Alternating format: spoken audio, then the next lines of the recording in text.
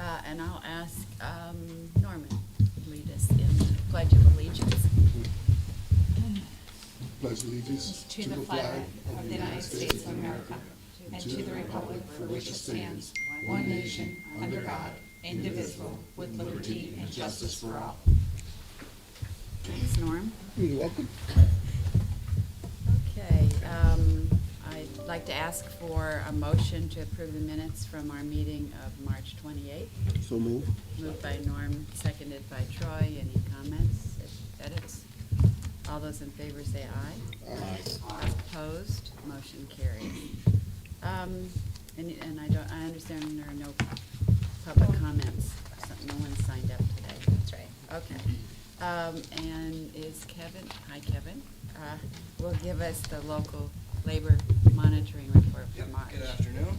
Good afternoon. So I have our March 2023 monthly reports, covers our visits between March 1st and March 31st.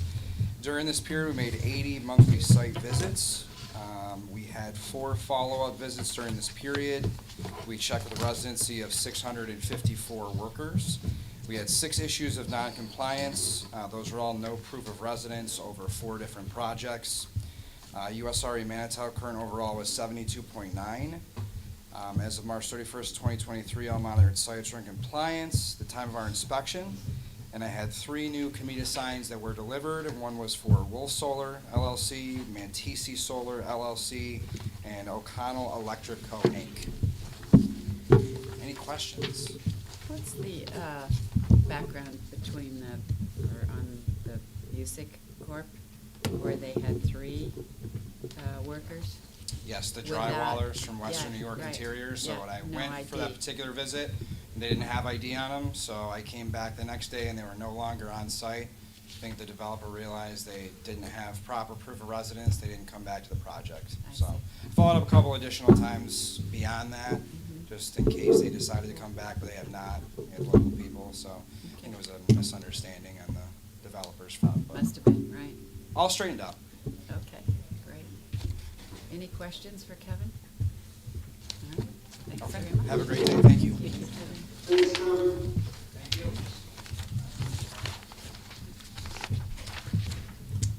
Okay, Greg, you're up for our financial report. Great.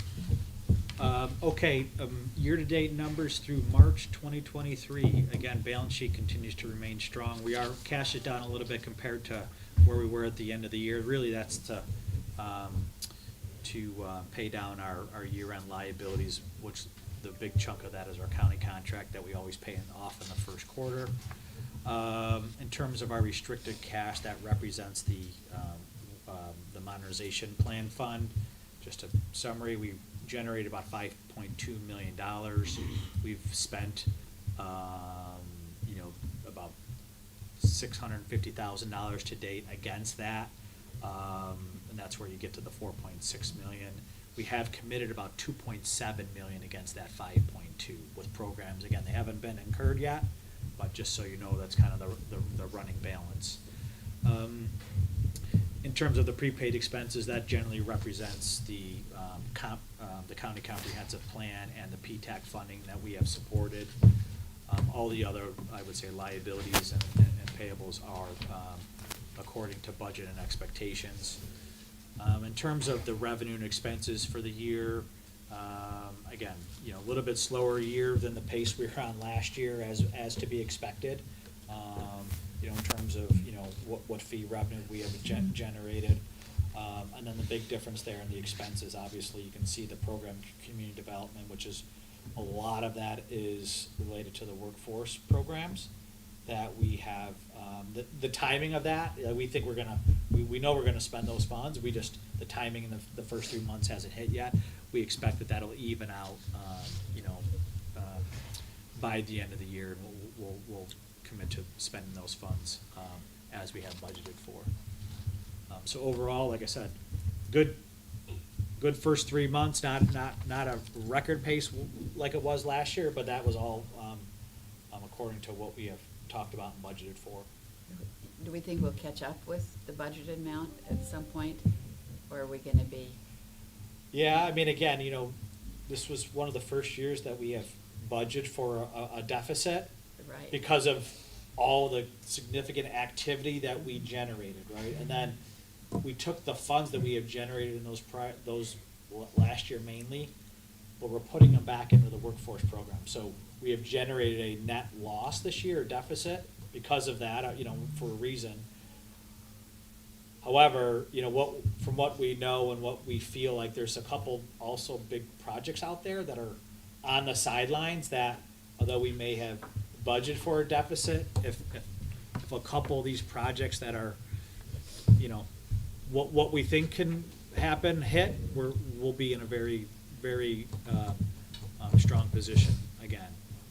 So if one or two of those projects hit that are there, How long do you think we'll have that variance? It's so hard to tell in terms of the timing. I mean, again, I would say for the next probably 3 months, we'll at least be in that position where, it'll kind of go according to Catch up. plan. But again, it just takes, one close and one thing to happen, and all of a sudden it flips the switch. But again, overall, from where we are financially and our balance sheet, our balances and all those things, everything that we're doing is supported. We also have allocated some of our additional excess cash to some significant interest-bearing accounts, and we're starting to see some of that come to fruition. And we'll continue to do that over the next, months and however long that takes, and where the industry is with respect to interest, earning accounts. Great, that's good. That was a quick response on your part. Greg? I have a Yeah. question. On Go ahead. Amazon, have we had any movement with them supporting our workforce development, and where does that sit? So yes, we've had progress in conversations with Amazon about the charitable contributions. The money wouldn't show up on our balance sheet because they're currently considering either working with MCC, working with, there are a couple of other not-for-profit organizations in the community that approached Monroe County about the American Rescue Plan, and we referred Amazon to some of those entities. So they're trying to sort out right now where they'd like to allocate their support. They're looking for some further direction from the county executive's office about making a final decision, so I'm trying to facilitate that right now. What's the dollar amount that we are still looking at for that? Is it 1.75? 1.75. That's bigger than I remember. So that's a TBD, but they remain committed. You probably have read in the news that there's been some transitions at Amazon at the highest levels, and I think because of that churn, they've taken a little bit of time to make those decisions, and they're looking to us for more direction. Because we basically said to them, here are some organizations that approached Monroe County with requests for our ARPA dollars. We would encourage you to look to these organizations and these workforce development proposals, and they would rather us tell them exactly how to spend the 1.75 versus give them some options. So we're in the middle of that right now. So what's the date do we give them a time that this is where we expect an answer? Amazon's currently looking to cut the ribbon on their facility in Gates in Is it fall? July or August, and be officially open, by August, and then in the fall have a formal ribbon cutting ceremony. And I think at which point they would work with us on a ribbon cutting. They'd like to make an announcement about charitable contributions to workforce development organizations in Monroe County. So with the county executive involved, are we now part of the decision-making process as we originally were when we negotiated this, when we gave the money? Yes, they're operating in full faith, looking to us to basically tell them, where do you want us to put this money? And there have been some other ideas outside of ARPA options, conversations about having Amazon purchase MiFi devices that could be distributed throughout the library system countywide to help bridge the digital divide,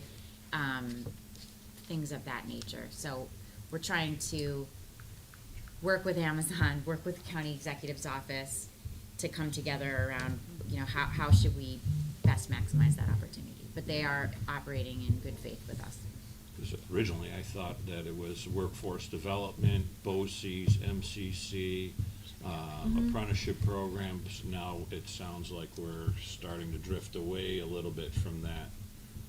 This is in Spencerport's backyard with BOCES. That was an exciting little bit of tidbit to hear for them. They were excited and anticipating. I'm just hoping that they don't get cut short here with what the original workforce development and construction, because that was the negotiation after the 30% of construction workers and losing 30% of construction. They were going to reinforce with workforce development. I just don't want to see that. Yeah, the get- Spencerport BOCES program is absolutely still in play. Amazon's focus when they entered the conversation and negotiation with us was on STEM and STEAM, K through 12 workforce development type programming, so that's always been top priority. The county was approached with billions of dollars worth of requests for $145 million ARPA resources, and that's why we thought some of those opportunities that came to us fully baked, shovel-ready workforce development projects might be worthy of their consideration.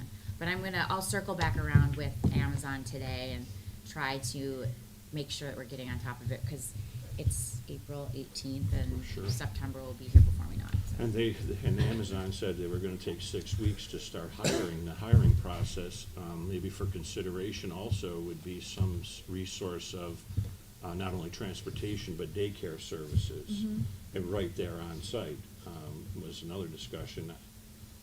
This has been ongoing for quite some time, and I haven't had really much for us to be involved to weigh in.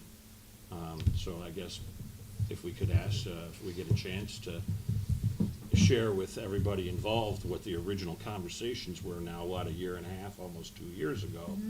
And it's just, to answer some more about this finances, that's a huge commitment that I'd like to see that we don't lose track of. We're not losing track of it. I appreciate you bringing it up. It's on our to-do list every single day. Yeah.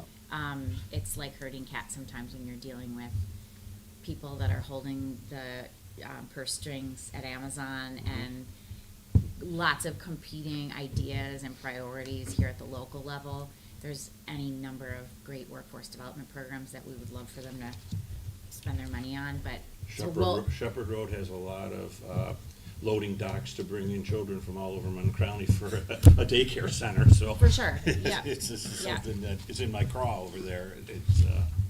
There's a building Yeah. sitting over there that we supported that didn't even open up, so. Right, and our GRTA is involved in conversations with Amazon's transit team about direct routes to and from the facility. So all of those conversations are happening. It's just about honing in on the final answer. Thank you. Okay, thank you, Anna. Any other questions on that? Welcome, Fred. All right, looks like we'll start out with our first project, which is 1020 Place, New York LLC. Anna? Thank you, Ann. 1020 Place and New York LLC, a real estate holding company, is proposing to renovate an existing almost 20,000 square foot building in the town of Henrietta for new tenants, which are related entities. Ox Tools Group plans to occupy 4,500 square feet, and Melrock Group LLC plans to occupy 4,300 square feet. The remaining square footage would be vacant for future expansion. Ox Tools Group is proposing to build an innovation center of excellence with areas to test and use their tools. Melrock Group is a new startup looking to attract talent for new startups and existing businesses. The $1.7 million project is projected to create 10 new FTEs over 3 years, and the applicant is seeking approval of a real property tax exemption and sales tax exemption. The benefit to incentive ratio is 54-1. Thanks, Anna. And we have Ben Stevens, President of Ox Tools Group and Melrock Group. Welcome.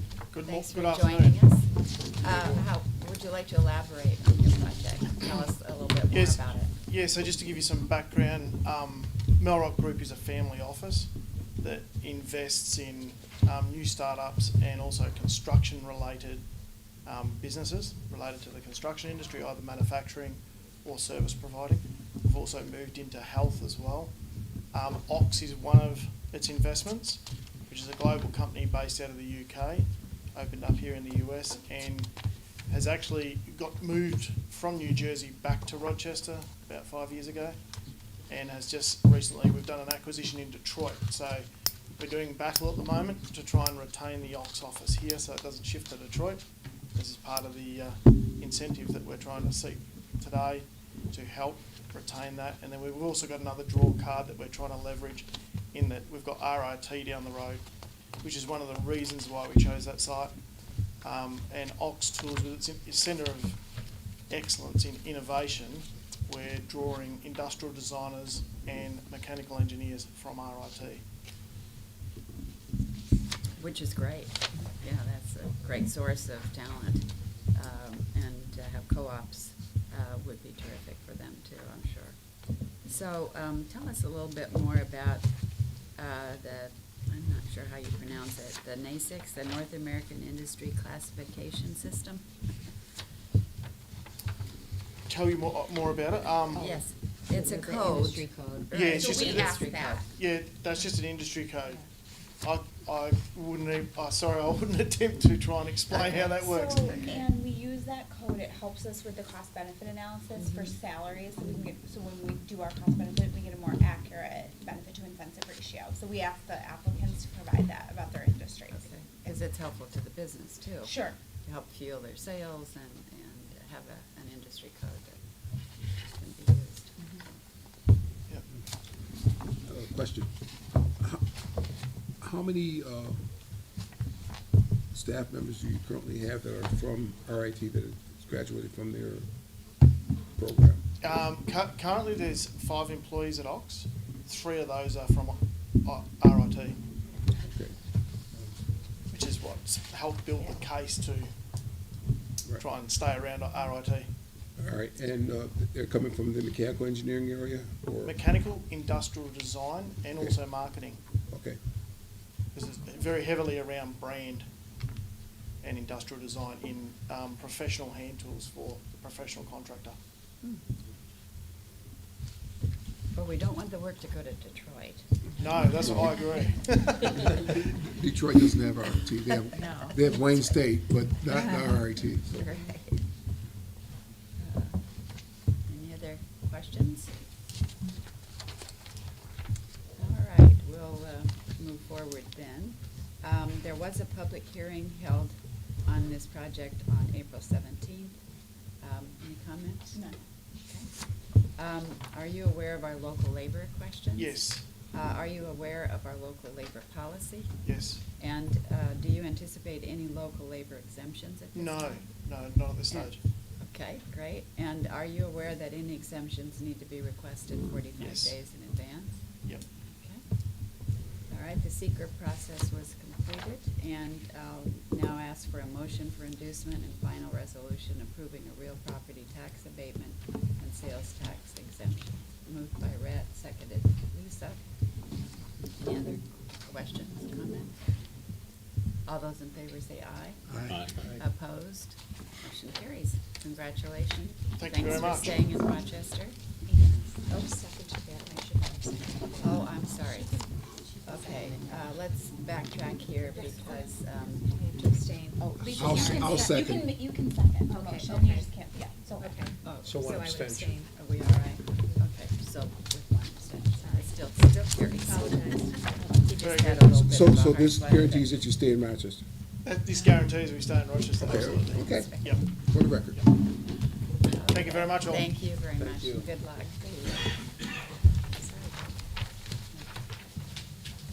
All right, next item is Sycamore Green Housing, LP. Anna? Sycamore Green Housing LP proposes to purchase and renovate Sycamore Green Apartments in the town of Arundecoit. The property, originally built in 1951, is a 195-unit complex with a mix of 1- and 2-bedroom units housed in 39 two-story walk-up buildings. All of the units are Section 8 housing. The applicant proposes renovating the units to modernize interiors, upgrade major building systems, improve amenities, and enhance the overall appearance and energy efficiency of the facilities. The applicant is seeking approval of a shelter rent pilot agreement, tax exempt bond financing, and sales tax and mortgage recording tax exemptions. And the project will maintain the 6 FTEs currently on site. The cost to benefit ratio is 2 to 1. Okay, thank you, Anna. We have Zach Simmons, Senior Vice President of this project. Would you like to tell us more, elaborate? Yeah, excuse me, absolutely. I would love to. And thank you very much for your time this morning. Really pleased to be here and excited to discuss this project. As mentioned, this is a 195 unit apartment complex in Irondequoit. And we're looking to significantly improve the property and make sure that this valuable affordable housing resource is improved for the benefit of the residents, for the benefit of the community, and stays affordable for the long term. I think I'd like to start with a little bit, to speak a little bit about the improvements we're making to the property. I'm not sure if folks are familiar with the property, but it is aging. It was built in 1951. It's over 70 years old at this point. It's been renovated in the past, however, it really is beginning to show its age. And for that reason, we're looking to gather the resources to invest a significant amount in the property. So we're looking to invest upwards of $16 million, which is over $80,000 per unit. And that'll be focused really all across the property and all across all the building systems. First, it'll be 100% modernization of all the units, new kitchens, new baths, new flooring, new paint, sort of everything within the unit without going down to the studs. That'll significantly improve the residents' day-to-day living experience and their enjoyment of their residences. We'll also be converting 10 of the units to be fully ADA accessible, which is obviously important to be able to serve our entire community. We are planning to add free Wi-Fi across the property for all residents, which is really something we're trying to do across our portfolio as much as we can, particularly when we do big renovations like this. Bridging the digital divide, particularly in a post-COVID world, is incredibly important. Next, I'll get into some of the infrastructure improvements on the property, which, quite honestly, really needs reinvestment. So that'll include completely new boilers. That's over $1 million in new boilers. All new roofs, over $1 million in new roofs. All new windows, all new siding, and significant brick and lintel repairs. The next kind of infrastructure category will be plumbing. So we'll be doing a significant amount of plumbing repairs for the underground piping, as well as replacing the sewer pumps, which are in need of repair. And then finally, really focusing on the drive. There's a U-shaped driveway or turnaround at the property, which struggles in the winter.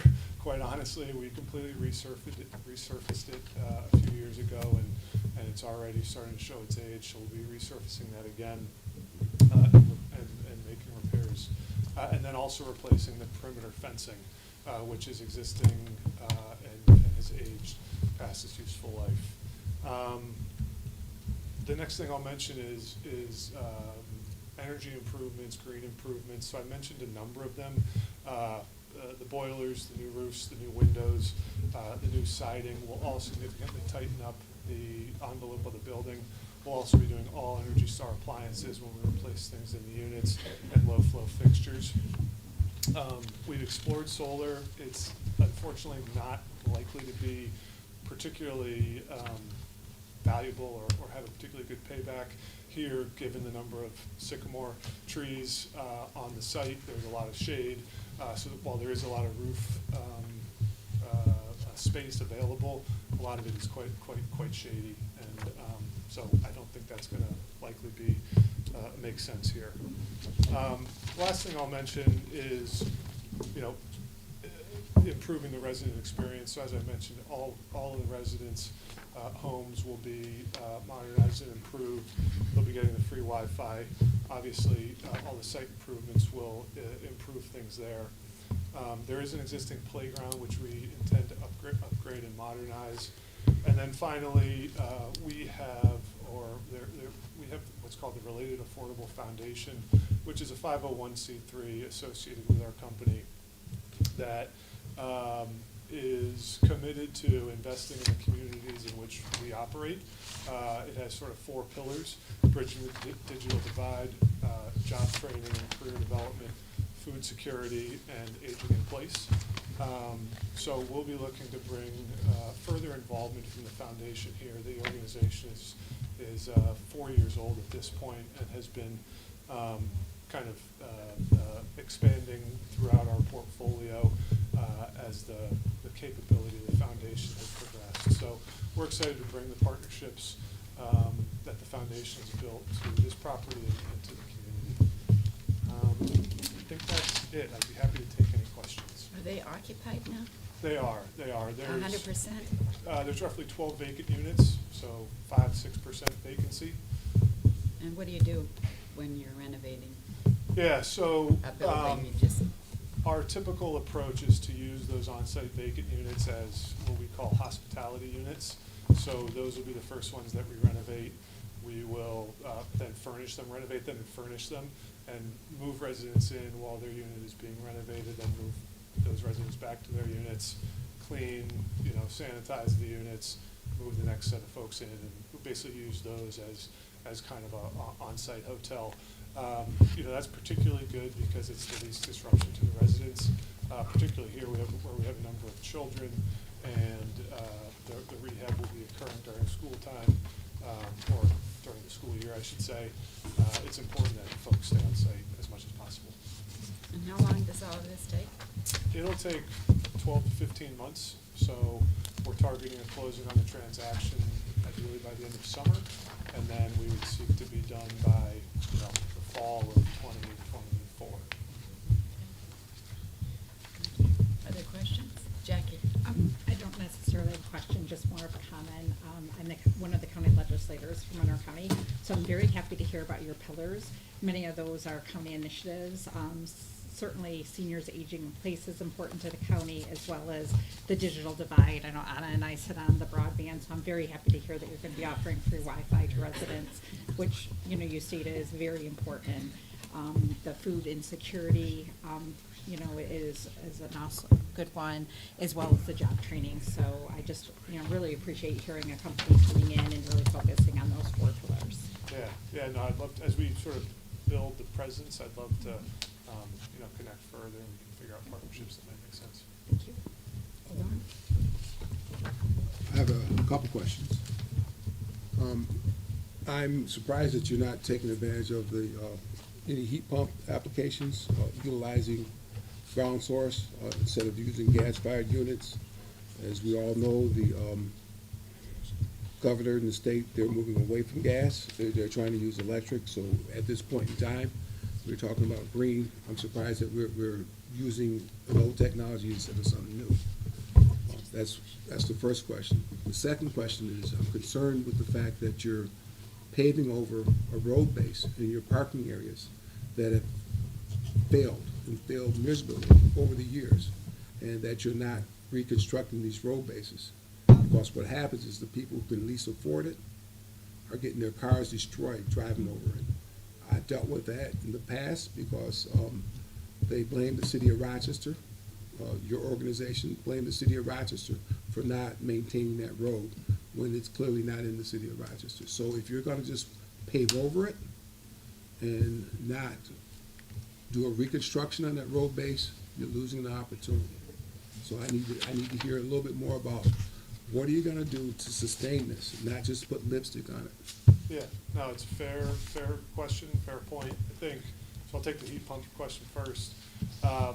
We are looking to electrify as much as we can in the places we can.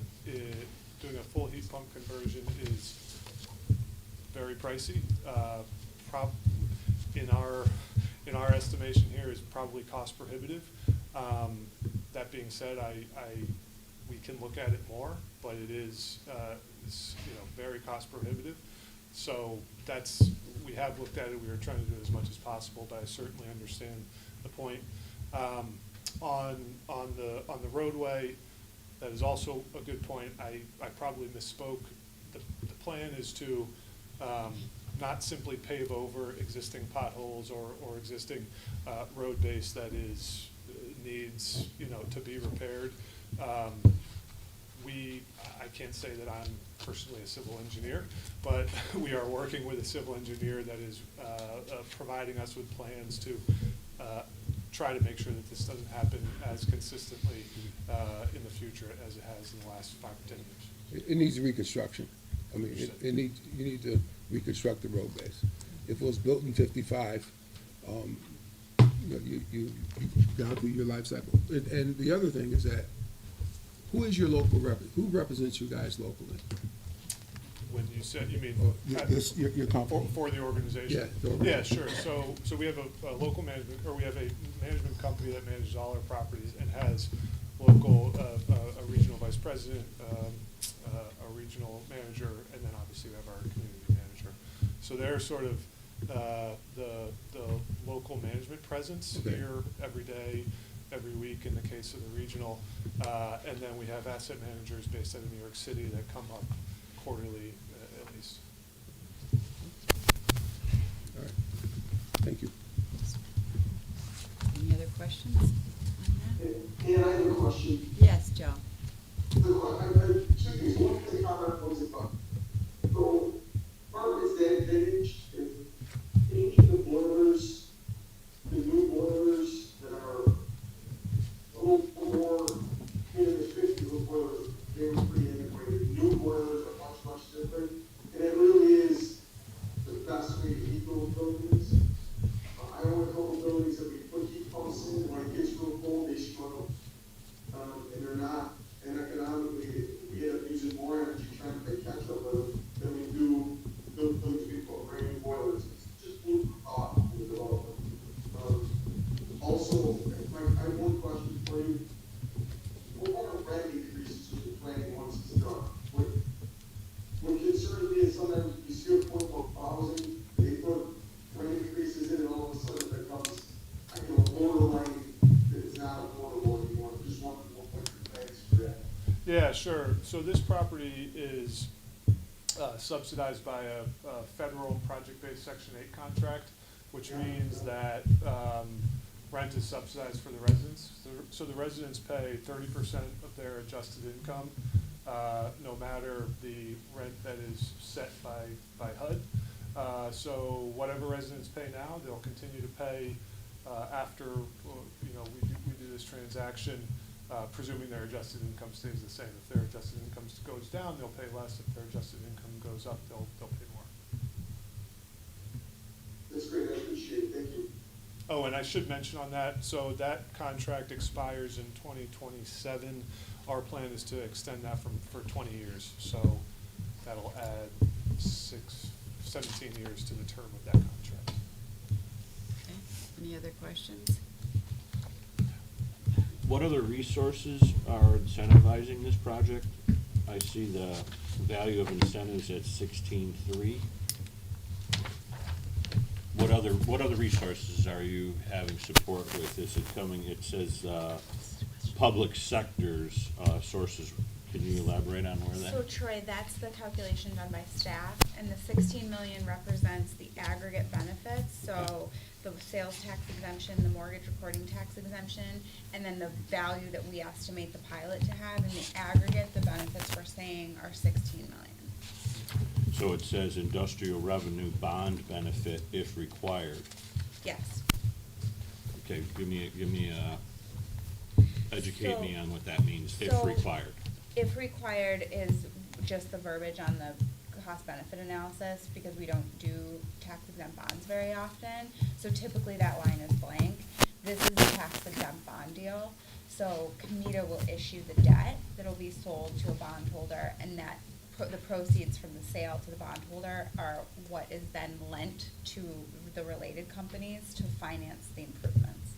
So we do consider it's conduit debt, and the benefit to the developer of going through conduit debt through COMIDA is a lower interest rate on tax exempt bonds. Thank you. Sure. Thank you. Ever want a good definition of anything? But she's the one. She's always on top of it. Okay, any other questions? All right. There was a public hearing held on this project on April 17th. Any comment? No. No? I'll ask you some local labor questions. Are you aware of our local labor policy? I am, we are, And do you anticipate any local labor exemptions at this time? we do not. And are you aware that any exemptions need to be requested 45 days in advance? We are. Okay, great. The secret process is complete. I'll now ask for a motion for inducement and final resolution approving a real property tax abatement, mortgage recording tax and sales tax exemptions, and the issuance of the agency's tax exempt revenue bonds in an amount not to exceed $22 million. Is there a motion? Moved by Lisa, seconded by Rhett. Any other comments, questions? All right, I'll take a roll call vote. Jay is absent. Lisa? Yay. Troy? Yay. Joe? Yes. Norm? Yay. Rhett? Yay. And Ann is a yay. Motion carries. Congratulations. Good luck to you. Thank you very much. Sounds like it's a community that really needs all of your help. We're really excited about it, so thank you all very much. All right, thank you. Thank you. Okay, we're going to move forward with project modifications. The first one is XLI Manufacturing LLC. Anna. Thank you, Ann. XLI Manufacturing LLC, tenant to Magna Real Property Acquisition Co. 2 LLC, a leading contract manufacturer, is renovating its new location in the town of Chilai. In September of 2022, the project was approved for sales tax exemptions for the applicant and for the tenant. XLI Manufacturing is now requesting an increase in project costs of $500,000 due to additional investments in the facility. The total project cost is now $645,000, and the new sales tax exemption benefit amount is $34,000. The applicant is also requesting an extension of the sales tax exemption through December 31st of 2023 due to the extended completion date. Thank you. So the 500,000 is related, increase is related to equipment, materials, and labor, I believe is what they reminded that. I don't know if you want me to say it. Absolutely. We're very happy to have you step up. Your name is Chad Carta, and you are president. I am, yeah. Nice to see you all again. Thanks for the support. Everything is going very well. It's taken us a little longer than we anticipated, but we've been kind of doing a lot of different things within the facility, and now all of the equipment and all of the employees are now in that facility, and we've just been adding additional infrastructure so that everyone can operate seamlessly. So really no setbacks. We just have kind of taken on a little bit more than we thought. It's taken us a little longer than we thought. So it's all good news, but you know, we appreciate the continued support. Thank you. Any questions? Okay, I'll ask for a motion to approve an increase in project costs and an extension of the sales tax exemption through December 31, 2023. So moved. Moved by Norm, Second. seconded by Troy. Any other comments, questions? All those in favor say aye. Aye. Opposed? Motion carries. Thank you. Thank you all. Okay, on a Pike Conductor Dev 1 LLC. Thank you, Ann. Pike Conductor Dev 1 LLC, a joint venture between Conductor Construction Management LLC and the Pike Company, has constructed the warehouse facility building as part of the Li-Cycle North America Hub, Inc. project in the town of Greece. The project was approved by the board in December of 2021 for a taxable industrial revenue bond, mortgage recording tax exemption, sales tax exemption, as well as a real property tax abatement. The applicant is requesting to include the adjacent project located at 205 McLaughlin Road in the taxable industrial revenue bond issuance and the mortgage recording tax exemption for financing purposes. This requires an increase in project costs of $45 million to account for the additional project location. The new amount of taxable industrial revenue bonds is now $125 million, and the new mortgage recording tax exemption is now $937,500. The applicant is also requesting an extension of the sales tax exemption through December 31st of 2024.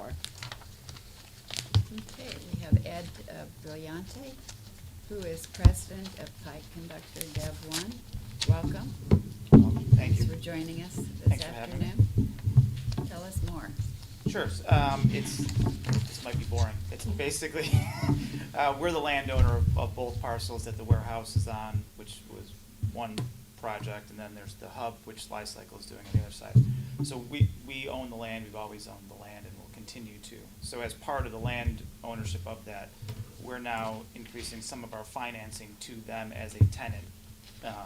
And on top of our project, that's how our financing came together. So it's really just an increase. We had 80 million of taxable bonds originally. As we went through the financing deal in order to make it all work, that number, thanks to many things, is up to 125. And so we're back here looking for more taxable bonds. Any questions? All right, thank you for that. So, and it wasn't boring. So, I appreciate that. So I'll ask for a motion to approve the expanded scope of the project and increase in the amount of the taxable revenue bonds to an amount not to exceed $125 million, an extension of the sales tax exemption through December 31, 2024. Is there a motion? I do want to circle back. Okay. Explain the extension to December 31st, 2024, if this is just the land becoming under one umbrella. Is there, Yeah. That, Troy, that was my recommendation, actually. I figured because we had Pike back in front of us in projects of this size with the related hub taking so very long in our climate, that I recommended, since they're in front of the board, let's extend your sales tax as well. The warehouse is done, it's likely unnecessary, but this way, we will continue to monitor the sales tax actively through 2024 anyway, so we'll be actively monitoring the project, but it was my recommendation. for us, wouldn't it have been to come back to us if there was an additional sales tax? December of 2024, a year and a half away on this, and if the warehouse is done, I have a little bit of concern of. And we can adjust that, again, the applicant didn't ask for that, that was my recommendation, so we can certainly adjust that. Okay. I'm fine with either way. Yeah, we can do through the end of this year, if that's all you need. It Yeah, does okay. currently expire in June. It does, yeah, so I think Yeah, so beyond June. because of, with punch list, we probably need till the end of this year, I think is reasonable for the warehouse. I'm fine with taking to the end of 23, and if for some reason we need it into No, 24, we could yeah. come back for that. I'm okay with that. Yeah, good. Okay, so I'll ask for the motion on this. Motion. Been Second. moved by Troy, seconded by Norm. Any other comments, questions? All those in favor say aye. Aye. Opposed? Motion carries. Thank you very much. Thank you very much. That's it. Okay, the next project modification is Sibley Commercial LLC, extension. Anna? Thank you, Ann. Sibley Commercial LLC was originally approved for a custom real property tax abatement for the redevelopment of the former Sibley's department store in 2012. In 2016, the project was approved for sales and mortgage recording tax exemptions. In June of 2021, the applicant was approved for an extension of the sales tax exemption through June 30th of 2022, and then again through June 30th of 2023. The applicant is again requesting an extension of the sales tax exemption through December 31st of 2024 due to tenant improvement fit out of the remaining commercial space necessary to fully occupy and stabilize the commercial space. Thanks, Anna. Any questions on this modification? Okay, I'll ask for a motion to approve an extension of the sales tax exemption through December 31. And just one question, how much space is left to be modified? I think he says it in his letter. Is it in the application materials? 6,000 square feet remains. out of $1 million. With an additional 10,000 needing to be re-released due to lease termination. Okay. It's about 16,000. Any other questions? Okay, I'll go back to the motion to approve an extension of the sales tax exemption through December 31, 2024. All those in favor say aye. Aye. Opposed? Motion carries. Thank you. Okay, 39 Jet View Drive LLC. Anna? 39 Jet View Drive LLC, a real estate holding company, is constructing a 52,500 square foot building for its tenant Sidor Optics, a manufacturer of precision optical substrates. The project, located in the town of Chili, was originally approved in April of 2021. In December of 2021, an extension was approved through December 31st of 2022, and the applicant is now seeking another extension of the sales tax exemption through December 31st of 2023 because of construction delays. Any questions on this? This is just down the street from XLI. It is. Manufacturing. It was 50 Jet View. This is 31 Jet. It's been a busy road. That's right, for sure. Okay, so, any questions on this? All right, I'll ask for a motion to approve an extension of the sales tax exemption through December 31, 2023. Moved by Lisa, seconded by Joe. Any comments, questions? All those in favor say aye. Aye. Aye. Opposed? Motion carries. Thank you very much. That is the rest of our project modifications. The next item on the agenda was to be the Governance Committee report, and that is being deferred because the Governance Committee didn't meet. And Jay is not here today, so we'll see that again on a future agenda.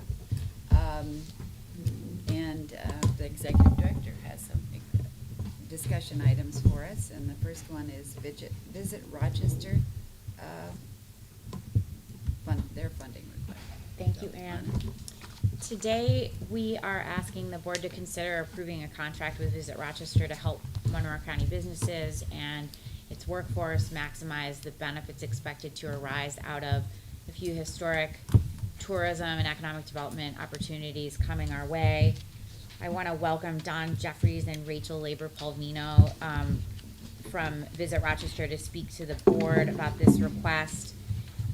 Next month, approximately 225,000 spectators are expected to visit Monroe County to attend the PGA Championship. Visit Rochester, Greater Rochester Enterprise, Rock 2025, and the Greater Rochester Chamber of Commerce, as well as the Builders Exchange, are all partnered on a marketing effort to directly connect and engage with corporate decision makers and influential journalists around this opportunity to help get Greater Rochester and Monroe County in play and in consideration for highly competitive projects, particularly in the semiconductor and advanced manufacturing fields, and of course also for recreational visitation and tourism.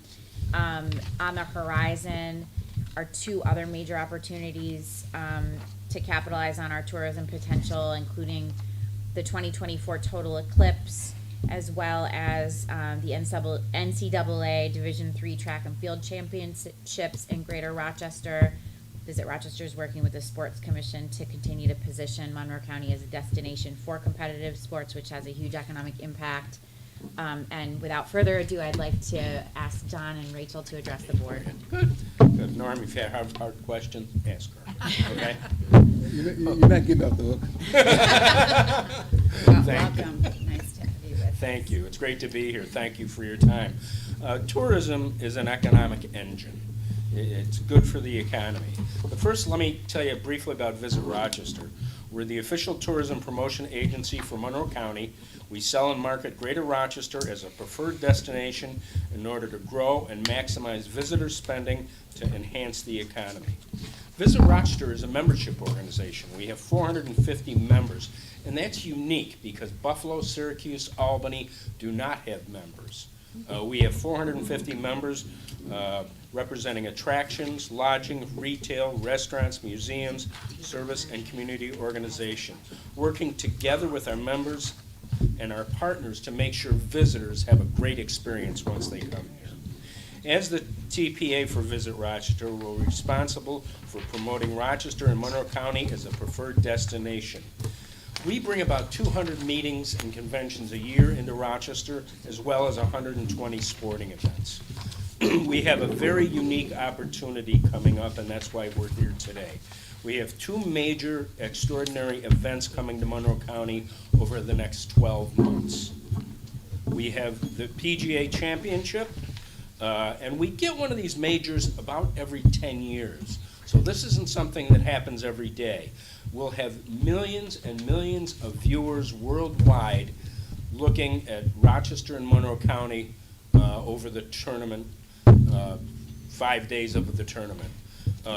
It's a great opportunity. And one of the things we're talking to you today about is not promoting the tournament or promoting the eclipse. We're going to promote Rochester. And one of the things we've done with our hotel partners is to make sure they get at least 3-night minimum stays. That's pretty easy for the PGA, but for the eclipse, people can't just come and leave right after. We want them to experience and spend their money here. The solar eclipse is the next big one, and that's in 2024. We are the easternmost city in totality. So if you're in Boston, New York, Washington, Philadelphia, Pittsburgh, you want to be in totality, Rochester is the first stop. And when Greenville, South Carolina was the easternmost city in totality, they had 350,000 people come. We're expecting anywhere from 350 to 400,000 people coming for that Our eclipse. positioning is the best in the country, right? Yeah, oh yeah, absolutely. Yeah. Absolutely. And as a matter of fact, if you go out today at 3:20, if it's not raining, 3:20, and look where the sun is, that's approximately where it will be in a year. Oh, is So you that can, right? yeah, so you can see. If you're gonna watch it at home and there's a tree there, you'll probably wanna The move. tree down. And selfishly, Legislator Smith's district is like the true center. Oh, yeah. Yeah, that's- Oh, yeah. So, It is. see if she can reserve you a spot Yeah. in Clarkson. Yeah, the price is going up in Clarkson. Okay, the impact of tourism, just these two events, we're expecting at least 400,000 extra visitors and 400 million. And as I mentioned, the minimum stay is key to this. But what's the ROI on it? What do you get for this? Spending by visitors, which we love spending by visitors, because when I get my paycheck and I go to Wegmans, it's circulating money in Monroe County.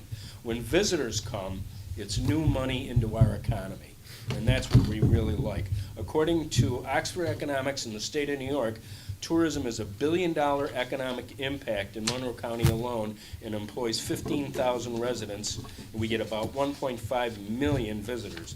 And the ROI is proven. Last year, as we recovered from the pandemic, the hotel and motel tax alone collected by Monroe County was over $10 million. So there's a real ROI. We expect this to be a major event. And to go over the project overview, why we're requesting the money, is Rachel Aber. Thank you. Any questions on that? What's the date again? April 8th, 2024. Thank you so much, Don. 3:20 p.m. It's a Monday. Thank you so much to everyone for having us here today. So we're really thrilled about this opportunity. As Don said, we have not one, but two truly extraordinary events. One is truly once in a lifetime, that is the eclipse, and the other is once in a decade. However, as Don and I were talking about earlier, the support in having these major events with the PGA here is never a guarantee. So everything that we can do as a community to really roll out the red carpet, the welcome wagon, if you will be noticed and appreciated. So in our funding request, it is separated into kind of 3 buckets that we'd like to utilize the funds for. One being promotional awareness. Next slide, thank you so much.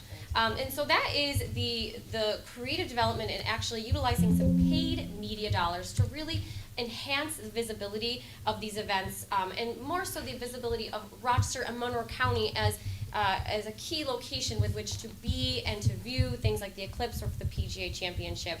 And we really want to capitalize on the people that are coming to, so in the case of the PGA, for example, the people that are coming into this community, we want to make sure that they're not just having a transactional exchange with just the golf course and going back to their hotels. We want them in the community. We want them dining at restaurants, visiting local businesses, going to gas stations, dry cleaners. We really want to ensure that we can spread that economic impact as far as possible. So by utilizing some targeted advertising, we're going to reach people that are coming for this event, and in making sure that we're giving them all the resources at their fingertips to really maximize their experience here. And as I said, that will primarily utilize digital paid media tactics.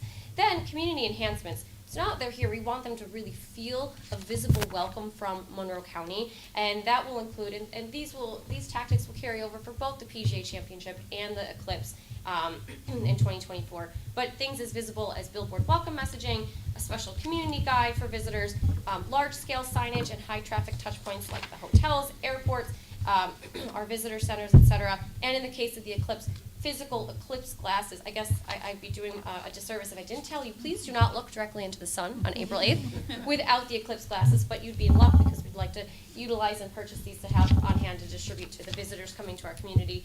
And then, excuse me, lastly, really excited about this for the economic impact I think we can deliver here. Return visitation. So we have the ability through geo-targeting to target people that are coming into this community for these aforementioned events and then serve them up messaging after they're here to invite them to come back, whether that's for visitation, and then as Don and I like to say, tourism is the first handshake of economic development.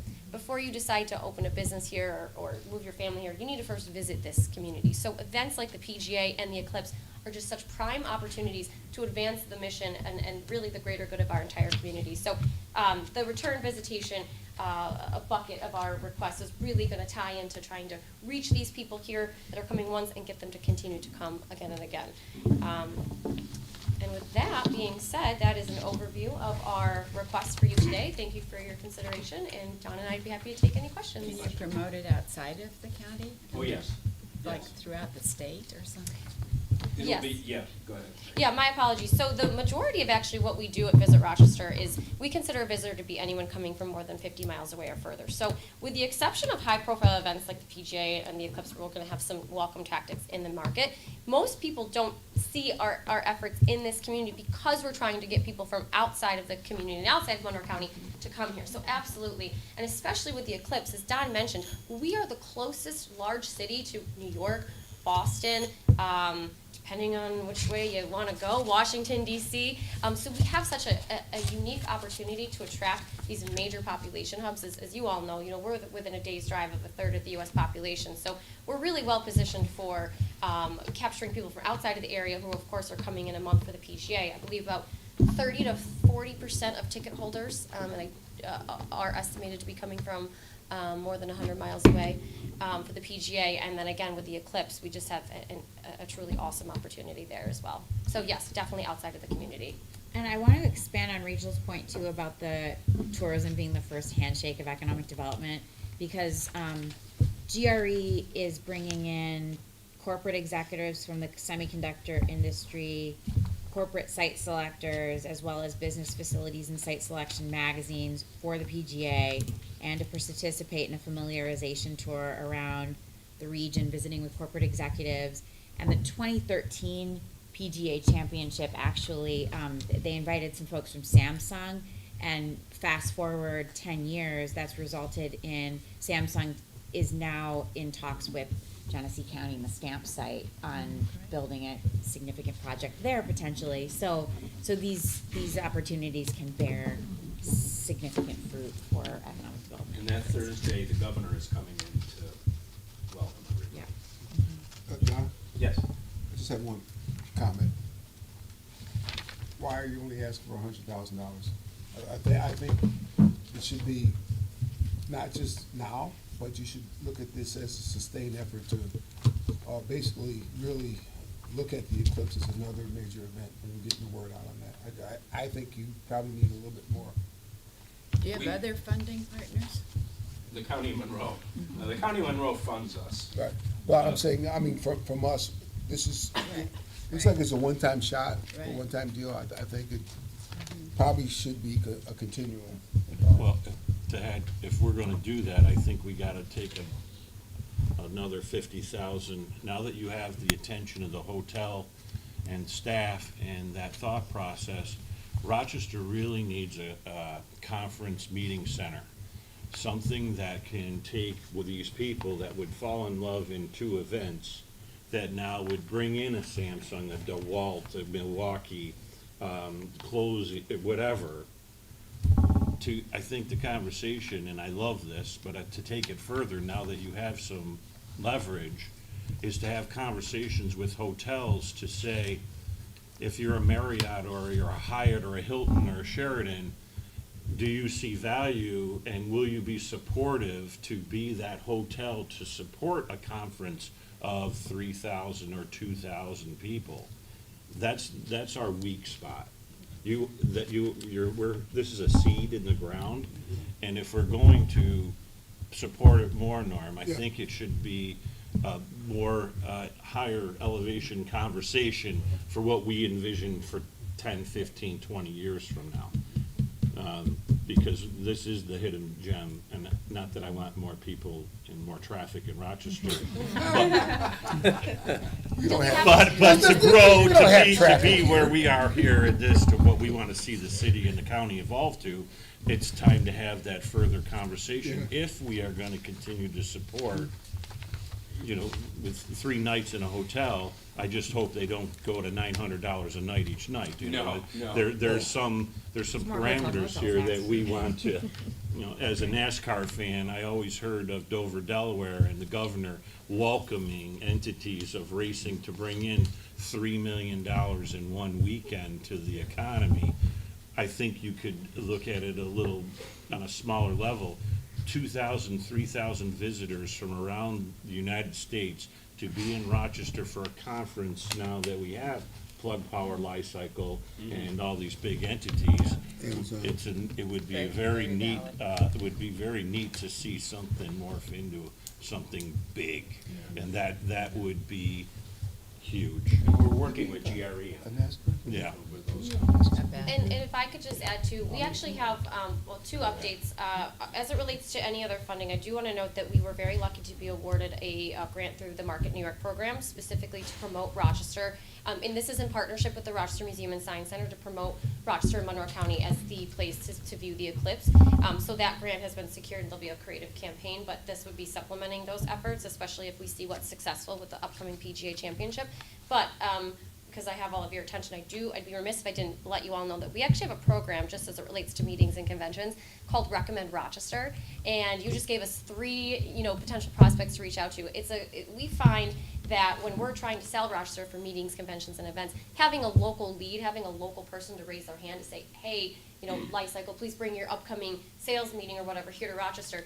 We need to find and identify those ambassadors in the community, and so the Recommend Rochester program does just that. So potentially, perhaps maybe there's some synergy with this group in the future as these new companies and projects are approved to identify those key contacts that could help make the case to bring some of those facilities and whatever those requirements are aside. I think there's a great opportunity right there. And the other thing I just want to make you aware of, we do hospitality training.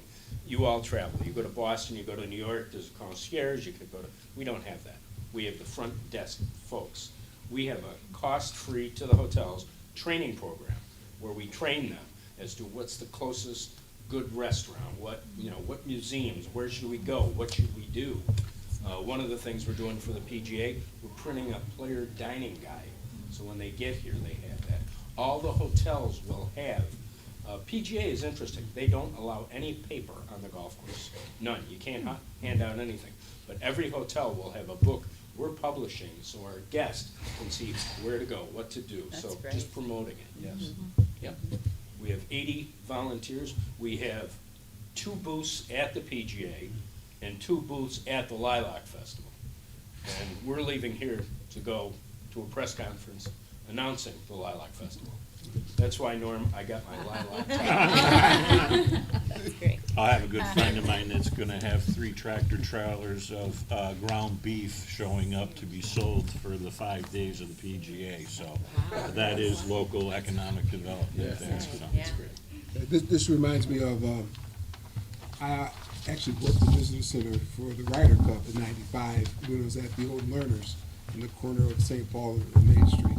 So it's important that we put our best face and Yep.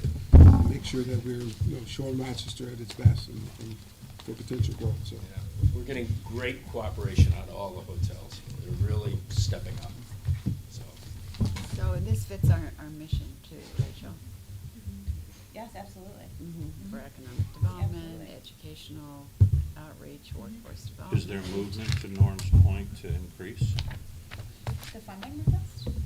Well, that's, But it- Yeah, we can, so we have an important relationship with Visit Rochester through the county, and Don has spoken with the county executive's office about Visit Rochester's return on investment consistently year over year. I think you mentioned the $10 million. This past year was a historic hotel motel tax revenue year, and we've got conversations going with the county about the county's budget, and I think in tandem with that, we could certainly have a conversation with Visit Rochester about ongoing material support from COMIDA, particularly, workforce development. You mentioned the training Yep. program that you guys offer. I didn't even know that you offered that service at Visit Rochester. That's really neat. And the 15,000 jobs that And go the- with it. Right. To just thinking out loud, I would like to put out there another $50,000 to work with the hotels, that the people that do come and utilize the hotels get a coupon or a voucher to come back the next time at a discounted rate. Just to step back from their event and maybe come back for a garbage plate or a Zweigel's hot. That kind of thought process there, I think would be another. Yeah, that's great, and we work directly with the president of the Hotel Association, so we could put that into effect with very little effort. Just thinking out loud. Brett? Just another thought, your passion is wonderful, the two of you. So the recommendation that I would make is that you need to train and find other people that share that same passion, because obviously what you're doing is working, and it's a direct reflection of you and your team. We have our membership, the Visitor Industry Council meets monthly, and there's 9 committees from this council, and they all meet regularly. We have a Visitor Industry Council meeting this afternoon at RBTL, and we've got 140 people coming.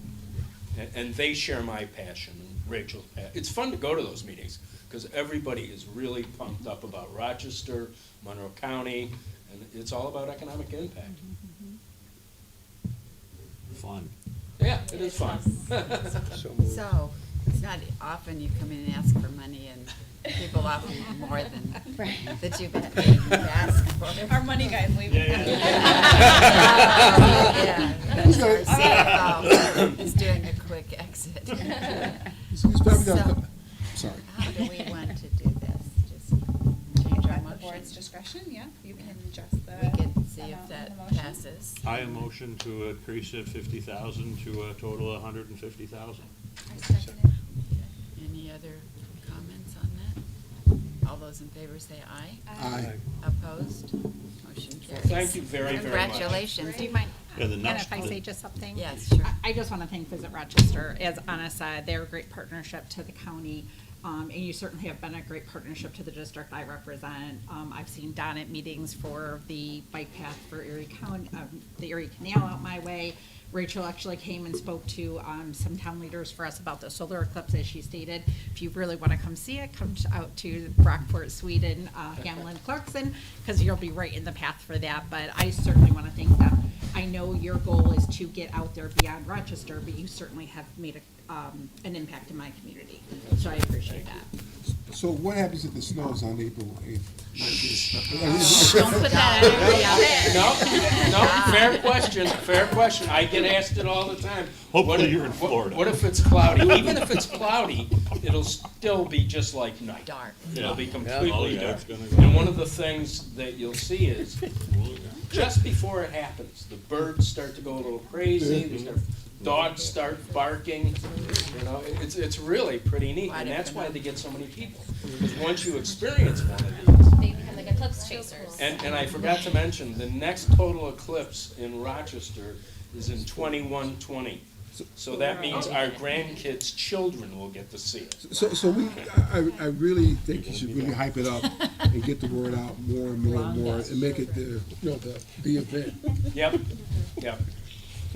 Will do. Well, thank you very much. Thank you. Thank you, Lisa, Tom. you Thank you, need to Rachel. calculate. Success to Thank you. I'm just Good sitting luck here at the going, Lilac we Festival. definitely don't wanna Yeah, do we're that. going to. Yeah. Thank you very much. Do you have any more? I'd like to get into it. Can I get a quick executive session for one item? We do have some items. Okay. Just dashboard. The Paris report update. Paris, yep. So received final communication today from Mango Metzger Bar about our audit. I think we're ready to finalize our audited financial statements for Paris. And Rachel and Allison and Robin have been working hard to finalize all of the details on our Paris submission. So we're getting close to the finish line there. It's highly, I don't know if Rachel, or Robin, if you brought like the actual hard copy, but it's a big Oh, stack we of will, paper. don't worry. So. You'll get it. A lot of blood, sweat, and tears goes into that, so we'll Make you update all everyone. look at it. Misery loves Every company. page. No, just kidding. No, It's only we a have- ream of paper, it won't take that long. Right, we'll bring like one it's on our website when it's done, we'll bring one copy when it's finalized, and we're also, something new this year that's actually a requirement, is we're, preparing a report. It's a spreadsheet that we have going on every single project, so you see the status of the project, if they're in compliance, it's, A little sentence summary Yeah. about it, so Yeah. you'll have a better idea of our portfolio. Great. So that's good news. And dashboard. Dashboard, we're moving ahead at a healthy clip. You know, looking at our year-to-date numbers compared with the prior year end, it's looking like we're in a pretty solid position. We're expecting, Greg kind of alluded to this, but there are a couple of significant projects on the horizon that we hope to see come to fruition this year. And so hopefully those show up here on the dashboard before the end of 2023. And our Workforce Development Fund has a balance of almost $2.5 million, and heard from the county executive just yesterday about an interest in meeting with some stakeholder partners to talk about what are some other valuable programs and priorities in Monroe County where perhaps the state's committing resources, corporate foundations are committing resources, that we can, as COMIDA, leverage our resources alongside those other partners to support. So good. continue to keep you posted on our performance. Right. Mhm. Okay. There's been a request to move into executive session. Rachel? Yes. There's been a request to move into Sure. executive session. I would need to know what the purpose is, just so that we have to state it for the minutes. In the alternative, we can adjourn the meeting. I want to share with the board some issues with putting out to bid through the Builders Exchange Okay. on the project. Okay, so let's do it as, an executive session to discuss the financial information of a particular corporation. And we'll just go ahead. The room is clear, so we'll just turn off the live stream. So, can I get a motion to that effect? Yes.